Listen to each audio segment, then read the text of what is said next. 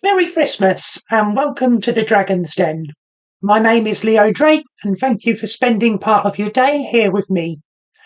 Please like and share the video so you don't go on the naughty list. Simon says subscribe to the channel and ring the notification bell to be notified when I post a new video. In this video, we are ranking films in the Die Hard franchise. I'm wearing my theme t-shirt, which I cannot wear outside the house. I will be discussing the movies during this video, so please consider this your one and only spoiler warning. There are 5 movies in this list, so let's get to it.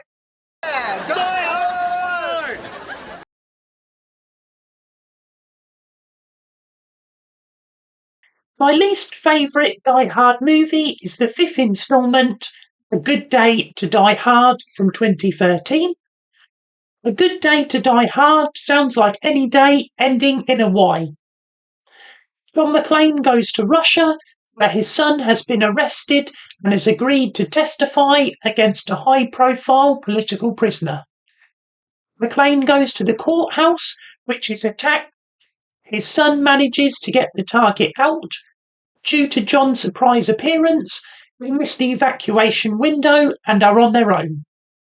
There is a big car chase through the city, and after reaching the safe house, John learns his son is doing spy stuff and working with the CIA. The defendant claims to have an important file and needs to be protected until it can be safely retrieved.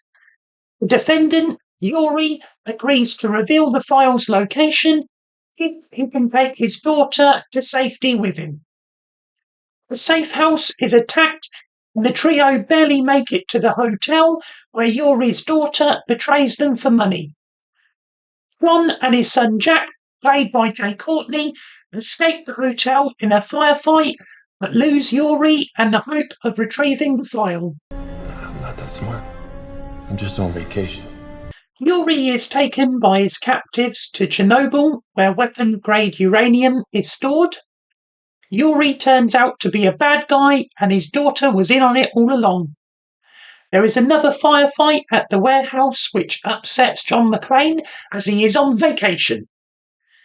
Jack throws Yuri off a building, like in the first Die Hard movie, but this time the bad guy lands on a helicopter rotor and is shredded like something out of a Mortal Kombat fatality. In revenge, Yuri's daughter pilots a helicopter into the building, which John and Jack somehow survive. With the bad guys dead and the uranium secured, John returns home and is reunited with both his children.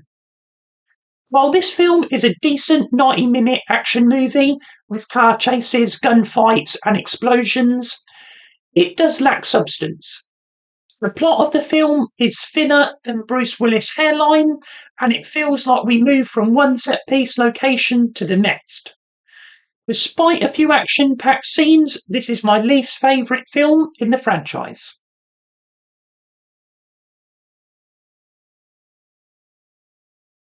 Number 4 is Die Hard 2 from 1990.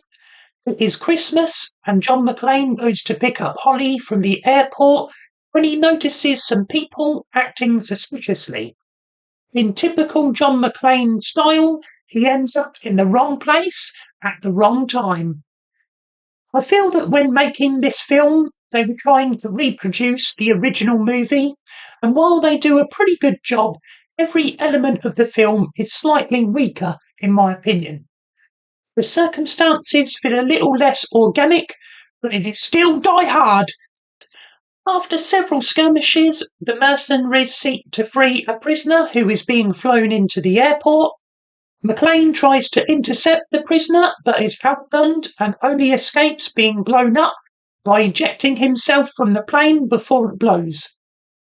Of course, John McClane cannot just let it go and instead decides to die hard.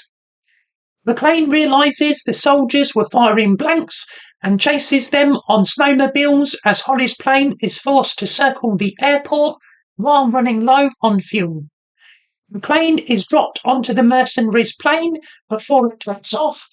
has a fight on the moving wing. McClane is forcefully ejected, not before he releases fuel, which he then sets fire to, destroying the plane and providing landing lights for the circling planes overhead. While a good movie, this feels like a quintessential sequel which tries to replicate the original but does not quite manage it. The villain, location, and story are all a little weaker, but it is still a very entertaining watch, with John McClane single-handedly taking down a bunch of bad guys.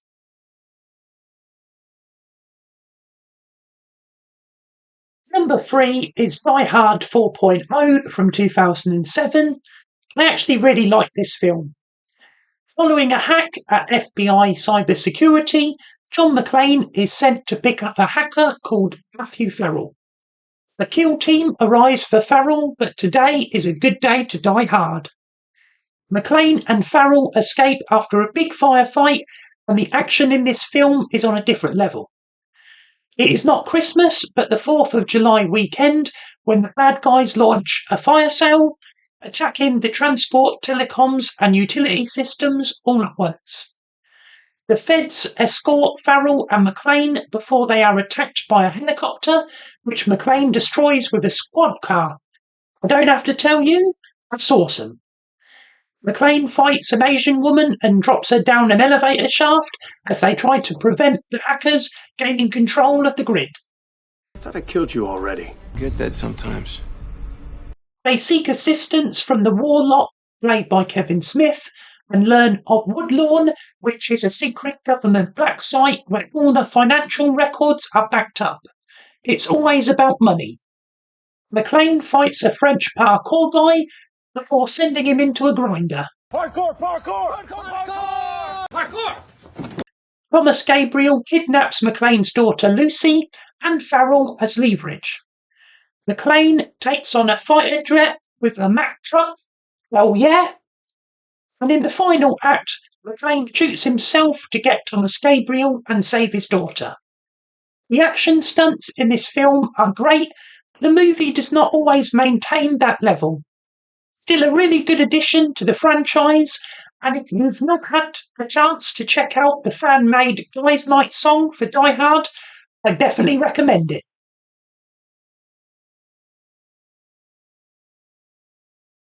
It's Die Hard with a Vengeance from 1995.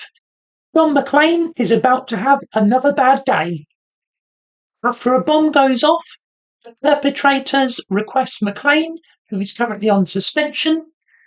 McClane has a bad headache and is not keen on playing a game of Simon Says.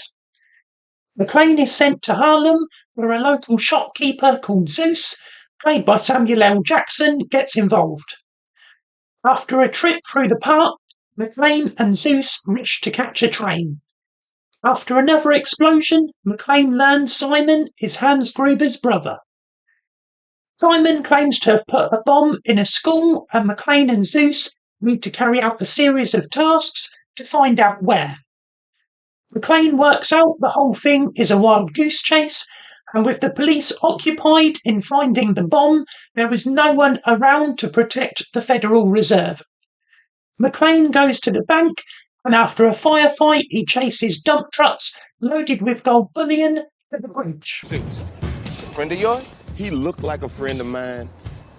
Bomb is found in the school where Zeus's nephews attend. McClane follows Simon to a ship where the dump trucks are docked. The bomb is not in the school after all, on the boat to cover Simon's escape. McClane still has a bad headache and asks for aspirin, which is a real James Bond villain moment, as Simon gives him a clue to their whereabouts. He did not say Simon Says. McClane and Zeus manage to escape in the nick of time, and while Zeus is taken to the hospital, McClane sees an address on the aspirin bottle and gatecrashes Jeremy Irons' celebration. McClane shoots down Simon's helicopter, and it is game over. This is a great movie with strong links to the original. Jeremy Irons and Samuel L. Jackson add a lot to the cast, and there is plenty of action, meaning it only just misses out on top spot.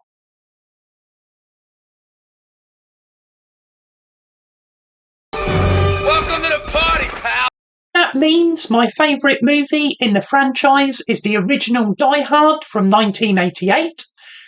At Christmas, John McClane, a New York City cop, visits his wife and kids for the holiday. He goes to Nakatomi Tower, where his wife works, driven by an eccentric limo driver named Argyle. Bruce Willis rocked the vest as he fights Hans Gruber, played by the brilliant Alan Rickman, and his terrorists. Down to the coast, we'll get together, have a few laughs. Sergeant Al Powell of the LAPD is McClane's long-distance partner as they seek to stop the terrorist despite the Fed's proposed assistance. Bruce Willis's dry sense of humour is excellently displayed in this role as John McClane, and this film is one of the best from the 1980s. Hans Gruber is thrown out the top floor window, and a bloody John McClane gets to have a Merry Christmas. Thank you for watching. Let me know in the comments below if you think Die Hard is a Christmas movie or not. If you haven't already, please subscribe to the channel, give it a like and share it. I'm looking to post a new video every Monday, so be sure to come back for that. And click the link on screen to watch another of my videos. Until next time, hoorah! Yippee-ki-yay, motherfucker.